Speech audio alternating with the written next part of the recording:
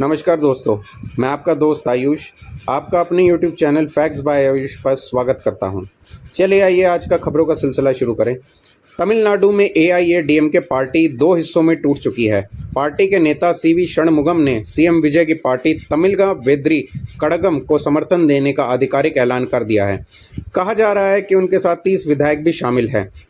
षणमुगम बोले, जनादेश विजय के साथ हम डीएमके से जुड़ते तो खत्म हो जाते। 2026 के विधानसभा चुनाव में एआईएडीएमके केवल 47 सीटें ही जीत पाई थी। एआईएडीएमके में अब केवल पलानी स्वामी गुट ही रह गया है, जिनके पास 17 नेताओं का समर्थन है और उनकी ताकत आधी रह गई है।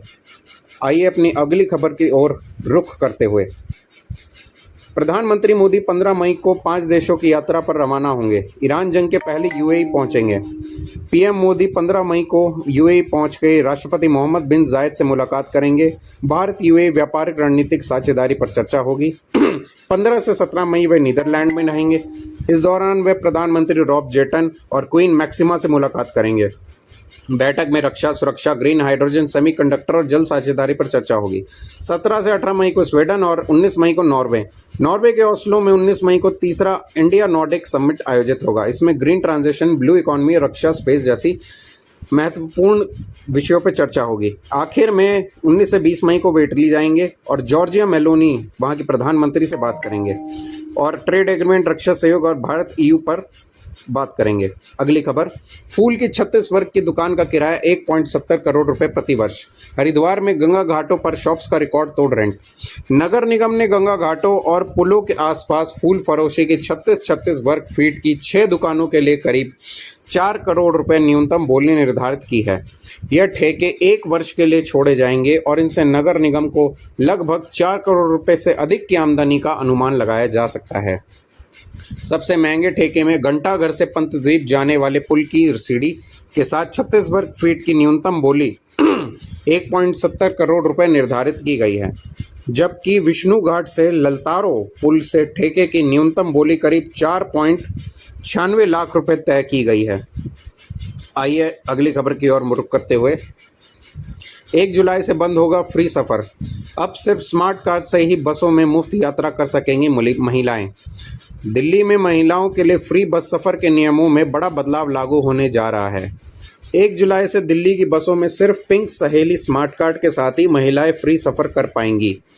1 जुलाई से दिल्ली की बसों में पिंक टिकट पूरी तरह से बंद हो जाएगा। पिंक टिकट बंद होने के बाद दिल्ली के बाहर रहने वाली सभी महिलाओं की फ्री बस सर्विस भी बंद हो जाएंगी। दरअसल दिल्ली सरकार सिर्फ दिल्ली की महिलाओं को ही पिंक सहेली स्मार्ट कार्ड उपलब्ध कराना चाहती है। ऐसे में दिल्ली की बसें में सिर्फ दिल्ली की महिलाएं ही फ्री सफ़र कर पाएंगी और उनका आनंद ले पाएंगी। ये खबर अभी हाल ही में आई है। अब अगली खबर की ओर रुख करते हुए, पवन कल्याण की रशियन बीवी अन्ना लेजलेवा ने पीएम मोदी से किया एक वादा। सौतेले बच्चों पर भी खूब लुटाई अपनी ममता।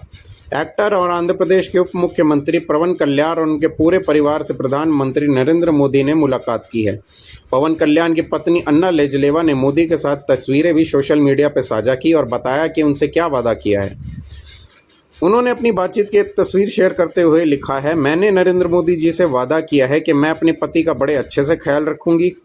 मोदी ने पवन की X5 रेणु देसाई से हुए बच्चों अकीरा नंदन और आद्या के साथ साथ उनके सौतेले भाई बहनों पॉलिना अंजना पावनोवा और मार्क शंकर पावनोविच से भी बातचीत की है और उनका हाल चाल जाना है। नरेंद्र मोदी जी अभी अभी आंध्र प्रदेश से वापस आए हैं। चलिए अगली खबर की ओर मुख करते हुए, 210 दिन अकेले समुद्र में गुजारे, टूटी नाव और फिर 4 महासागर पार कर बना डाला विश्व रिकॉर्ड। 16 साल की जेसिका वॉटसन की कहानी आज भी लोगों को काफ़ी उत्साहित करती है। उन्होंने अकेले ही समुद्र के रास्ते पूरी दुनिया नाप दी थी। जेसिका समुद्र के रास्ते दुनिया का चक्कर लगाने वाली सबसे कम उम्र के लोगों में शामिल है।